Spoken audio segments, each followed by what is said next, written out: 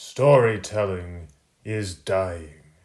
Recent years have seen franchises across the board begin to falter, as the lines between fiction and non-fiction lazily blur, removing the tension and impact of formerly great artistic mediums in the process. Mainstream cinema has seen the age of fourth wall breaks, quips, and humour to strip away earnestness or dramatic value, and a litany of once hidden secrets and embarrassing celebrity moments coming to humiliating public light. Politics is heading in the same direction, as key figures on the left and right's real plans and real corruptions become plain as day every year. Everything is fake. Nothing is in people's best interests. Wrestling has gone in a similar direction. Breaking kayfabe was once considered a crime, something only mad bookers like Vince Russo would even dare attempt, often to catastrophic results. 2011 changed everything, when CM Punk caught fire for wiping his ass with how the promotion had booked him during the year just gone, and soon everyone was trying to drop a pipe bomb and flip the script, be a renegade, by acknowledging that fake fighting is indeed fake. Normally it sucks.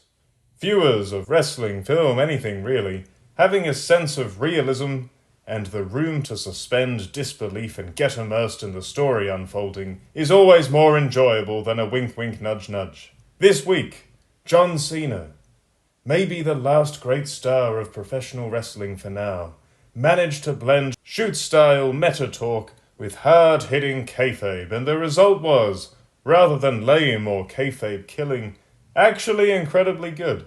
After being activated like a Manchurian candidate and becoming the Rock's bottom at Elimination Chamber, there was concern John Cena would wind up like the Rock, a childish goof spreading satanic, behind-the-scenes filth culture from show business on the screen, propagandizing and normalizing it for viewers. For now, at least, that is not the case. Cena absolutely trashed the crowd, going over his long run on top. All those years of little kids and their mums chanting, "Let's go Cena," while all the grown men roared, "Cena sucks!"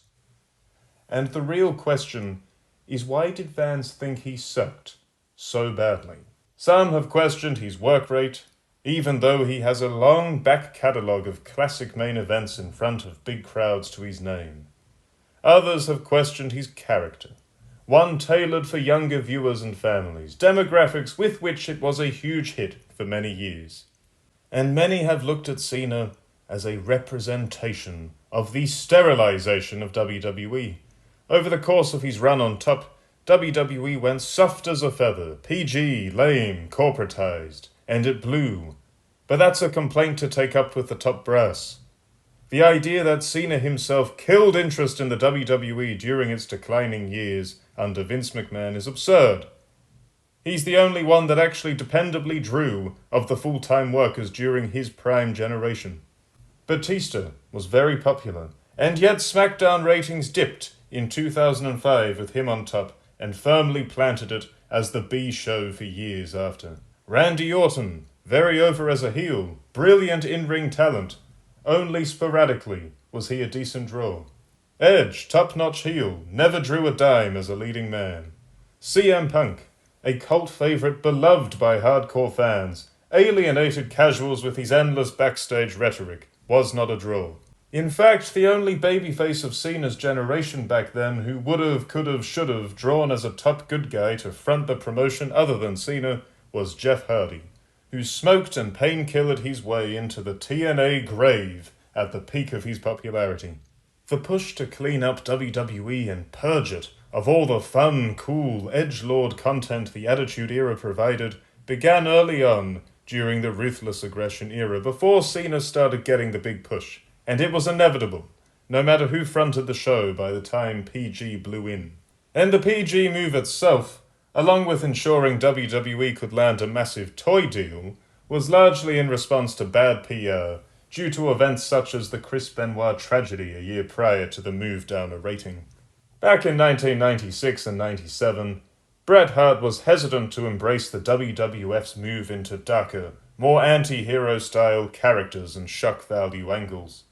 He believed in being a more traditional babyface, portraying a hard-grafting, grounded-in-reality sportsman-type character. Even when he did go heel in 1997, he was really only a heel in the US, still being treated like a hero in Canada and a good guy in the UK. And his heel turn was arguably justified. A morally grey figure rather than a boundary pusher. The Hitman was frustrated by the industry, and the fans' move towards cooler, less traditionally heroic figures at the top of the card. Stone Cold Steve Austin was a psychotic redneck. The Rock was a comedian jock bully. Triple H was a morally bankrupt social climber. Was that in kayfabe or not? We don't know. And Kurt Angle was running around, playing a heel parody of a traditional, patriotic rah-rah babyface from yesteryear. The good guy trope was dead.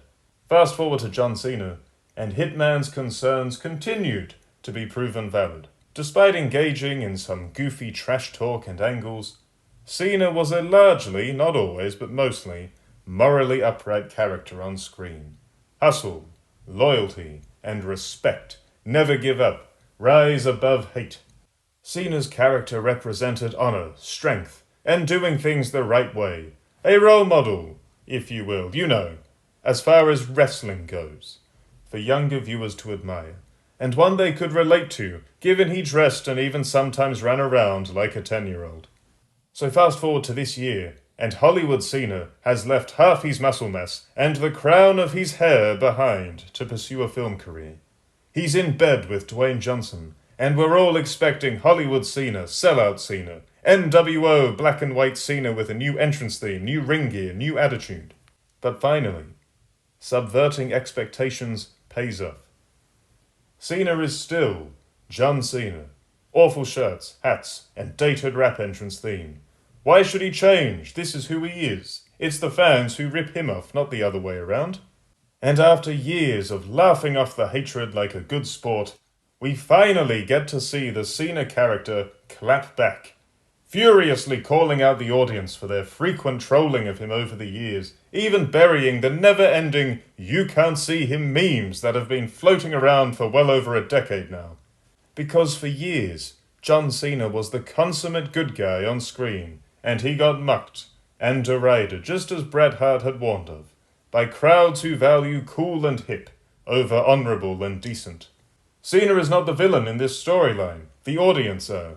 Sure, he cheap-heated it up a bit by dissing those who support him, but the core point is a very neat commentary on the often fickle demands of WWE's core audience over the years. Now, this would have all hit a lot harder about 10 plus years ago, before Cena started enjoying nostalgia pops just for showing up occasionally. But it was still strong, thought-provoking material in a time of shallow, bland characters and feuds a lot of the time.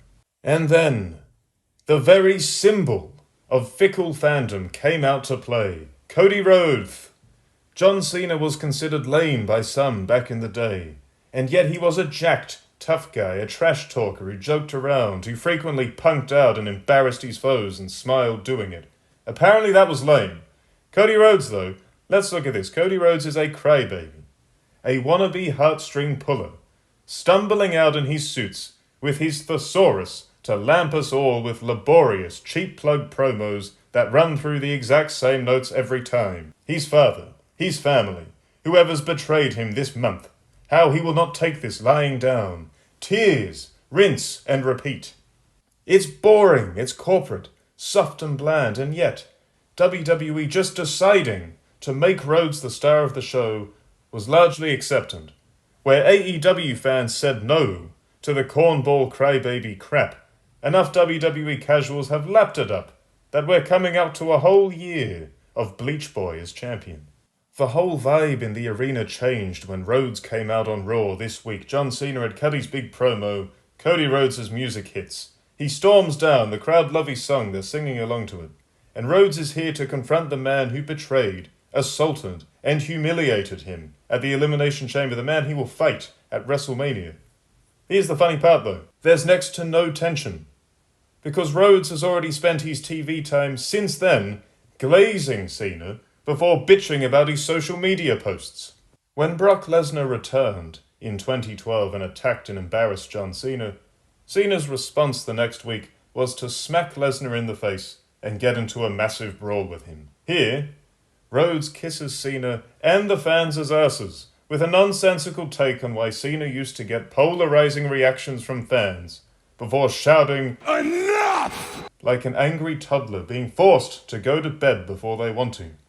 So lame, so hammy, and more glazing, before he finally said something somewhat impactful by threatening to retire Cena early and calling him a whiny biff, which, coming from the guy who wept about potentially handing a title belt to his mother last year, is incredibly rich. Overall, heel Cena right now is reminiscent of heel Bret Hart in '97, or perhaps more importantly, heel Bub Backlund in 1994. A pillar of traditional wrestling hero energy, driven to the brink by unwarranted hatred and years of trying to do things the right way in a world that rewards flavor-of-the-month fads and degenerates instead. So yeah, heel John Cena is off to a very good start, very entertaining. Hopefully it stays that way when The Rock comes back and starts ruining segments by shouting about syphilis and genital warts and the garden gnome he stuck up a hobo's ass last night and whatever else he's got cooking for next time. There is likely a lot of money on the table with a Cena win at WrestleMania and a world title run for a couple of months. Provided, of course, he's actually around enough to not be a completely invisible champion we all make bad can't see him jokes about.